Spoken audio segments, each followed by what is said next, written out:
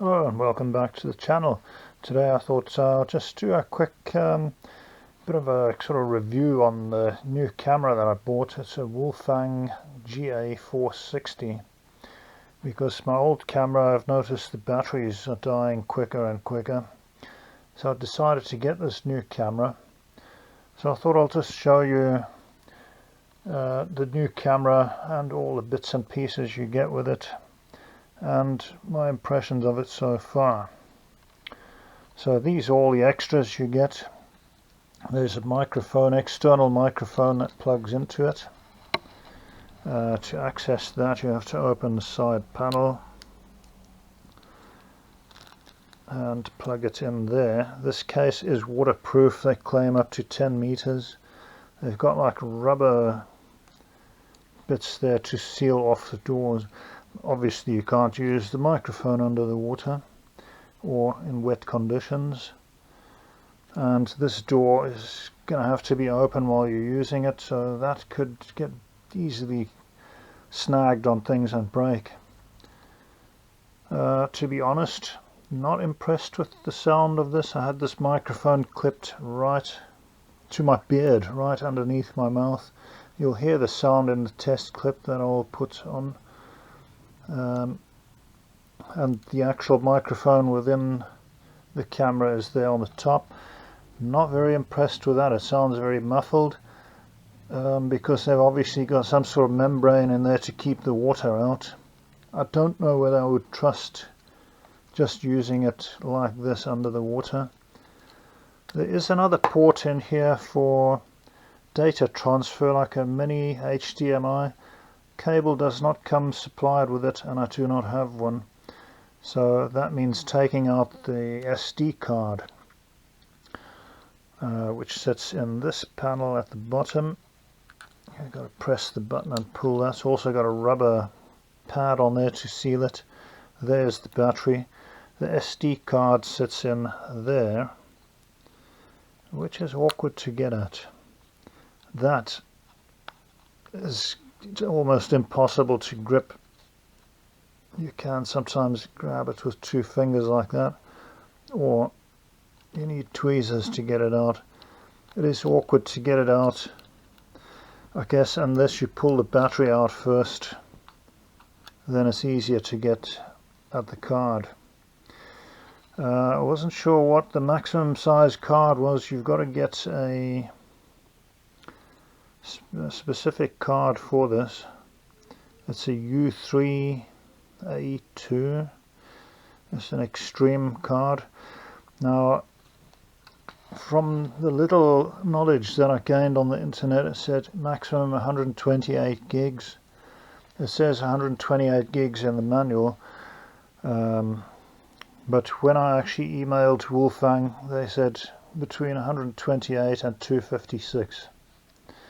So anyway, I ended up getting the 128. So these are all the accessories you get with it, which is quite nice. It's got the sort of charge pad where you can put the 2 batteries in there simultaneously. The red light comes on when it's charging, which then the blue light, I think it's a separate light, there's 2 lights on there. The red light goes off, the blue light comes on once the batteries are fully charged. You can just plug this into any like phone charge adapter that works with that, and I think also if you've got USB 3 ports on the PC.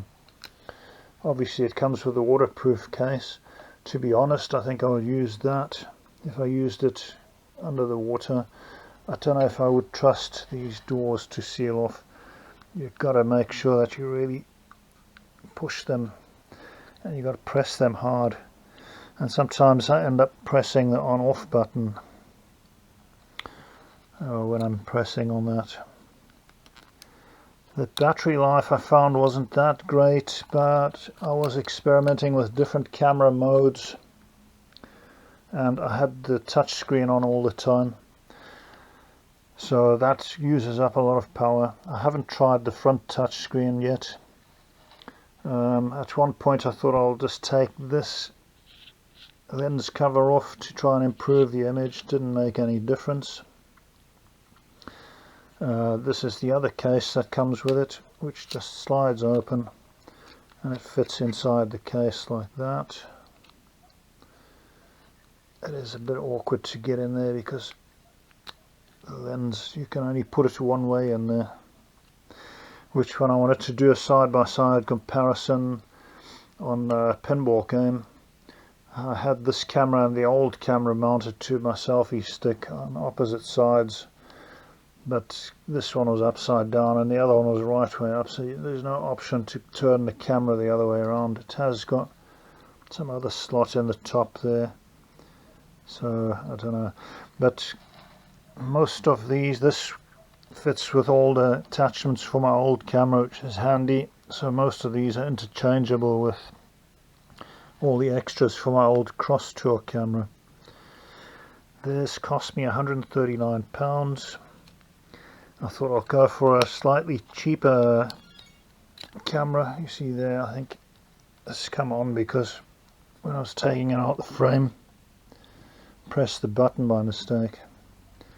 You can swipe down and power it off like that. Because to power this thing off, I think you've got to press the side button. You've got to hold it for quite a long time. So yeah, that's the extra cage that comes with it. When you want to mount it on stuff, it's a fairly weighty camera compared to the old camera. So you need to keep that in mind if you're going to mount it on the end of a selfie stick or a helmet or something. It is fairly heavy with the battery in there. So yeah, that's all the bits and pieces that come with it. It's got a remote, which I haven't tried out, to start and stop recording with the video camera or still images, and it's got like a wrist strap, I guess.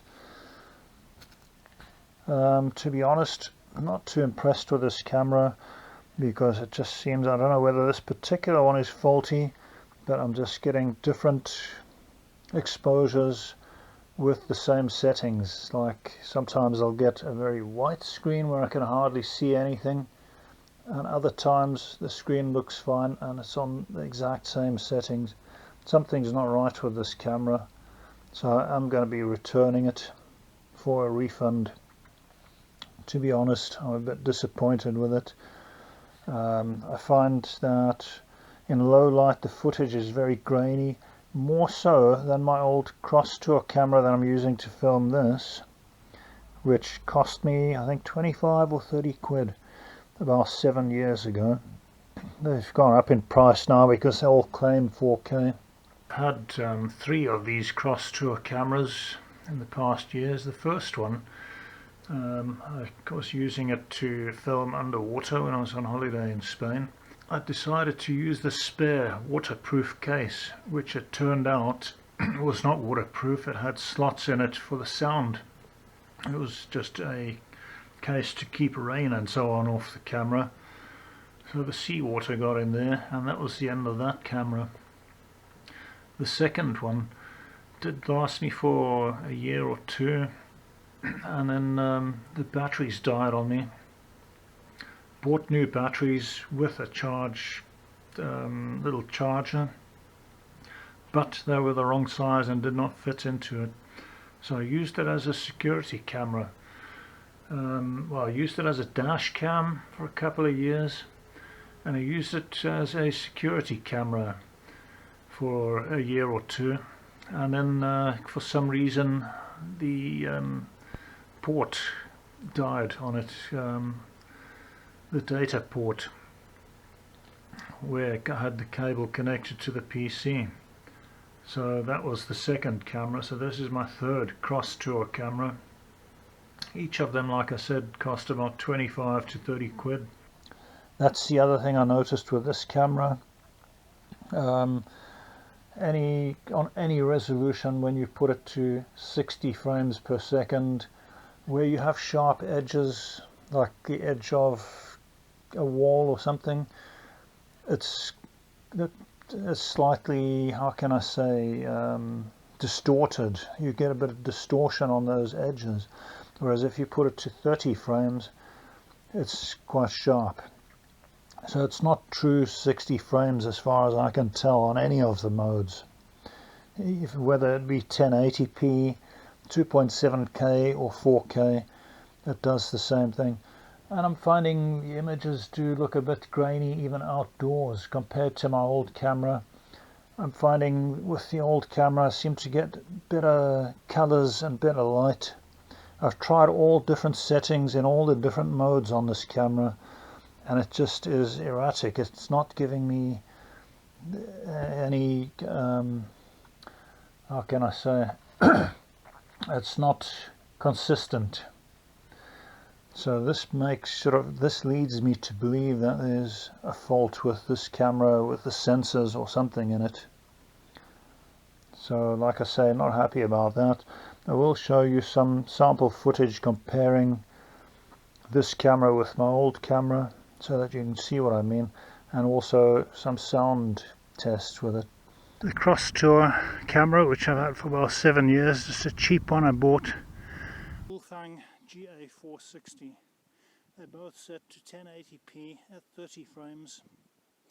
The Wolfang has got the stabilization turned on and ISO set to 100. So back to the original settings, but looking at the screen, that is way too light. So it looks like there's a fault with this camera. These are the same settings as the previous clip where I was comparing it with my old Cross Tour camera. Again, with my old camera, the sound is much louder. The sound is muffled even using this external mic. Cord on there is about 1 meter long, so if you're going to be using a selfie stick, yeah, it's probably just about reach. But no, overall not impressed with the sound or the image on this camera. So good thing I kept most of the packets and packaging and stuff, and I will be returning it for a full refund. I haven't seen many reviews on this, so I thought I'll just put this out there to give people a bit of information. Apparently you can use a 256 gig SD card with that, but it has to be the Extreme U3 card. This is the one that I got, is the 128, because if you're going to use it on 4K it will take up a lot of space. So that's pretty much the Wolfang GA460 camera. I think once the batteries on this Cross Tour camera die on me, I'm just going to keep using this now. Once it does die on me, I'll just look into maybe getting another Cross Tour camera, just a cheap one. They're about 45 to 60 quid. I'm not going to splash out. I use it mainly just for YouTube videos, so for what I'm using it for, that's fine. I'm pretty disappointed with this Wolfang camera, to be honest. I thought the quality would be at least better than the old camera, but to me it doesn't seem like that. You can be the judge of that. I'll put a comparison clip from each camera. I'll add that onto this, and then you can see for yourselves. So hope that you enjoyed this review of the Wolfang GA460. Like I say, it could be that it's just this particular one that's faulty, so you have to make up your own mind whether you're going to go for this, something more expensive, something cheaper. It's entirely up to you. So until the next one, stay safe and well, and bye bye for now.